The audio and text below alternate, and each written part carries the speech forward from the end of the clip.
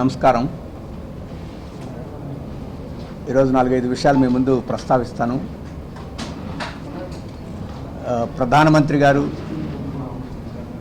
మోడీ గారు, రాష్ట్ర ముఖ్యమంత్రి చంద్రబాబు గారు ఈ మధ్య అదే పనిగా పొదుపు చర్యల గురించి మాట్లాడుతున్నారు. నిన్న మొన్న చంద్రబాబు గారు తన కాన్వాయ్లో తను ప్రయాణం చేసేటప్పుడు వెంబడొచ్చే కార్లలో 50% తగ్గించాలి అని చెప్పేసి అధికారులను ఆదేశించినట్టుగా వచ్చింది. అంటే సగానికి సగం కార్లు తగ్గిస్తే ఇప్పుడు ప్రపంచం ఎదుర్కొంటున్న సంక్షోభం తగ్గిపోతున్నట్టుగా ఆయన భావం కలిగించేదానికి ప్రయత్నం చేశారు. ఆ తర్వాత పవన్ కళ్యాణ్ గారు కూడా అదే మాట అన్నట్టుగా మీడియాలో వచ్చింది. అంతకుముందు 10వ తేదీన హైదరాబాద్లో ప్రసంగిస్తూ మోడీ గారు ఇంకా అనేక సూత్రాలని చెప్పారు. బంగారం కొనుగోలు మానేయండి అని చెప్పేసి, అలాగే పెళ్ళిళ్ళు విదేశాల్లో చేసుకోవద్దని, రైతులు రసాయనిక ఎరువులు వాడకుండా ప్రకృతి వ్యవసాయం చేయండి అని, అలాగే ఇక నుంచి ఇంటి నుంచే పనిచేయండి, వర్క్ టు హోమ్ చేయండి అని చెప్పేసి ఇటువంటి అనేక సూచనలు, ఉపదేశాలు ఆయన చేశారు.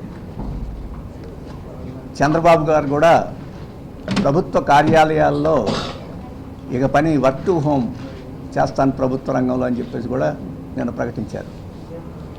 ఇవన్నీ ఈరోజు దేశం ఎదుర్కొంటున్న పెట్రోల్, డీజిల్, గ్యాస్ సంక్షోభం ఏదైతే ఉందో ఆ సంక్షోభాన్ని పరిష్కరించే మార్గాలుగా వారు ప్రజల ముందు ఉంచారు. ఇది ఎంతో ఆశ్చర్యకరంగా ఉంది. అక్కడ మోడీ గారు కానీ, ఇక్కడ చంద్రబాబు గారు కానీ, రాజకీయ నాయకులు స్వాములు వార్లు కాదు ఉపదేశాలు చేయడానికి, సమస్యను పరిష్కరించేదానికి ఏమిటి మార్గం అని చెప్పేసి ఆలోచించాల్సిన వాళ్ళు. సమస్య సృష్టించింది ఒకరైతే ఇప్పుడు ప్రజలు భారాలు మోయండి, మోయలేకపోతే పొదుపును పాటించండి అని చెప్పేసి తాము చేసిన తప్పిదాలకి ప్రజల మీద భారం పెట్టేదానికి, నేరం మోపేదానికి ప్రయత్నం చేస్తున్నారు. నేరం చేసింది ఒకరైతే శిక్ష వేసేది ప్రజలకు లాగా ఇది ఉన్నది. అలాగే వారు చేసే సూచనలు ప్రజలకు ఎంత ప్రమాదకరమో వారికి అర్థమైనట్లేదు. బంగారం కొనుగోలు చేయొద్దు అని చెప్పేసి ఉపదేశం చేశారు ప్రధానమంత్రి గారు. డబ్బులు లేని మాలాంటి వాళ్ళం బంగారం కొనేదేమీ లేదు. పెద్ద పెద్ద వాళ్ళు, డబ్బులు ఉన్నవాళ్ళు, ఇనప కడ్డీలు కొనుక్కునేవాళ్ళు ఈ ధరలేమీ చేయవు. సామాన్య ప్రజలు ఉంగరాల్లో, పుడకలో, తాడిబుట్లో కొనుక్కుంటారు. అంతకన్నా పెద్ద కొనుక్కునే పరిస్థితి లేదు.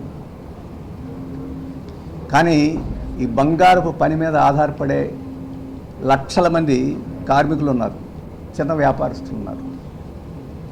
కాబట్టి బంగారాన్ని మీరు కొనుగోలు చేయొద్దు, వ్యాపారాలు తగ్గించుకోండి అని చెప్పేసి చెప్పే ముందు ఈ లక్షల మంది కార్మికులను ఏం చేస్తారో వారు ఆలోచించి ఉండాల్సి ఉంది. కానీ ఆ సోయేమీ ప్రధానమంత్రి గారికి లేదు. ప్రధానమంత్రి గారికి ఎంతసేపు ఏమిటంటే ఈ ఇంధనం వల్ల వచ్చిన సంక్షోభం మూలంగా విదేశీ మార్గద్రవ్యం ఎట్టా సెట్ చేసుకోవాలి, ఎట్టా నిల్వ చేసుకోవాలనేది తప్ప ఈ నిర్ణయాల పర్యవసానం ఎట్లా ఉంటుందో ఆయన ఆలోచించినట్లేదు. మరొక ఉదాహరణ చెప్తా. రసాయనిక ఎరువులు వాడొద్దు, ప్రకృతి వ్యవసాయం చేయండి అని చెప్పేసి చెప్తున్నారు. ఇది కూడా కొత్తదేం కాదు. మోడీ గారు ఎక్కడ ఏం చెప్పినా గతంలో చంద్రబాబు గారు చాలా కాలం నుంచి చెప్తున్నారు ప్రకృతి వ్యవసాయం చేయండి అని చెప్పేసి, రసాయనిక ఎరువులు మానేయండి చాలా కాలం నుంచి చెప్తున్నారు. కాబట్టి ఇది కొత్త ఏం కాదు. కానీ ఇప్పుడు ఒక ప్రధానమంత్రి ఈ సూచన రైతులకు చేస్తున్నారంటే ఈ రైతులు ఈ ఎరువులను వాడకపోతే పర్యవసానం ఎటువంటి తీవ్రంగా ఉంటుందో ఊహించలేము. మనకందరికీ తెలుసు, శ్రీలంకలో విదేశీ మార్గద్రవ్యం అంటే ఎరువులు కొనడానికి డబ్బు లేదు, డాలర్లు లేవు, అనే కారణంతో ఎరువుల సరఫరాని రైతులకు ఆపేశారు ఒక 5-6 సంవత్సరాల క్రితం. అది ఎంత తీవ్రమైన సంక్షోభానికి దారితీసిందో, ఆహార భద్రతకి ఎంత ప్రమాదం తెచ్చిందో, ఆఖరికి ఆకలి చావులు ఎట్లా సంభవించినాయో, దాని పర్యవసానంగా తిరుగుబాటు ఎట్లా వచ్చిందో, ఆ తిరుగుబాటులో ప్రభుత్వం ఎట్లా కూలిపోయిందో ఇవన్నీ మనకు తెలుసు. మరి ఇవన్నీ ఆలోచించి ప్రధానమంత్రి గారు చెప్తున్నారో లేదో తెలియదు. లేదు అకస్మాత్తుగా రోజు అలా మార్చి ఇలా తిరగేసి రసాయనిక ఎరువులు మార్చేసి ప్రకృతి వ్యవసాయంలోకి రావడం సాధ్యం అవుద్దా? ప్రకృతి వ్యవసాయం అంటే పేడ వాడాలి. పశువులు ఎక్కడున్నాయి గ్రామాల్లో? పశువులు లేకుండానే పేడని ఉత్పత్తి చేసి కొత్త పద్ధతి ఏమైనా మోడీ గారు చెప్తే ఆలోచించవచ్చు. అలాగే మేకలు, గొర్రెలు గ్రామాల్లో రైతులకి పెంట కట్టే అలవాటు ఉండేది, ఇప్పుడు అది లేదు. పందులు ఎక్కడ కనపట్టలేదు ఆ పంది పెంట వాడటానికి కూడా. అలాగే విత్తనాలు అన్ని హైబ్రిడ్ విత్తనాలు వాడండి వాడండి వాడండి అని చెప్పేసి దీనిని ఒక 40-50 సంవత్సరాల నుంచి ఈ పాత సాంప్రదాయ విత్తనాలు ఏమీ లేకుండా చేశారు. ఇప్పుడు ఆ పాత సాంప్రదాయ విత్తనాలు రైతులకు ఎక్కడ దొరుకుతాయి అకస్మాత్తుగా? ఇవాళ ఇవేమీ ఆలోచించకుండా అనాలోచితంగా తెలివి తక్కువగా ఇట్లాంటి ప్రకటనలు చేయడం మోసం చేయడానికి తప్ప నిజంగా ఈ ప్రకృతి వ్యవసాయాన్ని ప్రోత్సహించడానికి కాదు. అంటే మేము ఎరువులు సరఫరా చేయలేము, మీ తిప్పలు మీరు పడండి, మీ బాధలు మీరు పడండి అని చెప్పడం తప్ప ఇంకోటి కాదు.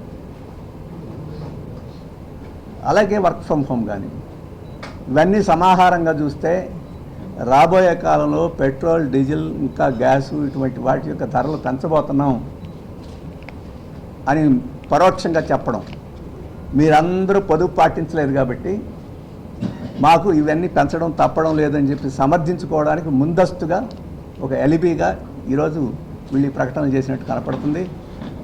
ఇవాళ రిజర్వ్ బ్యాంక్ గవర్నర్ అనౌన్స్ చేసింది చూసినా, మొన్న పూరి గారు పెట్రోలియం శాఖ మంత్రి ఆయన చేసిన ప్రకటన చూసినా, అంతకుముందు ప్రముఖ పారిశ్రామికవేత్త కోటక్ గారు చేసిన ప్రకటన చూసినా రాబోయే కాలంలో పెట్రోల్, డీజిల్ ఈ ధరలు మోత మోగిపోతున్నాయి అని చెప్పేసి అర్థమవుతుంది. అట్లాంటి ప్రయత్నం చేయడానికి ఇప్పుడు గ్రౌండ్ ప్రిపరేషన్ నేపథ్యాన్ని సృష్టిస్తున్నాడు మోడీ గారు, చంద్రబాబు గారు. దీన్ని మేము తీవ్రంగా ఖండిస్తున్నాం.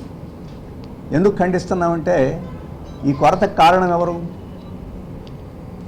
ప్రత్యక్షంగా ట్రంప్ గారు కారణం, పరోక్షంగా మోడీ గారు కారణం. అందుకని వాళ్లే బాధ్యత వహించాలి. ఈ మొత్తం ఈ కొరత ఎందుకు వచ్చింది? ఇరాన్ మీద అమెరికా యుద్ధం చేయడం మూలం వచ్చింది. ఇరాన్కి అమెరికాకి మధ్య యుద్ధం జరగడం కాదు, ఇరాన్ మీద అమెరికా, ఇజ్రాయెల్ కలిసి ఫిబ్రవరి 28వ తేదీన దాడి చేసినాయి. కాబట్టి మొత్తం బాధ్యత ట్రంప్ది. ప్రపంచంలో అత్యధిక దేశాలు ఆ దాడిని ఖండించినాయి, అమెరికాని ఖండించినాయి.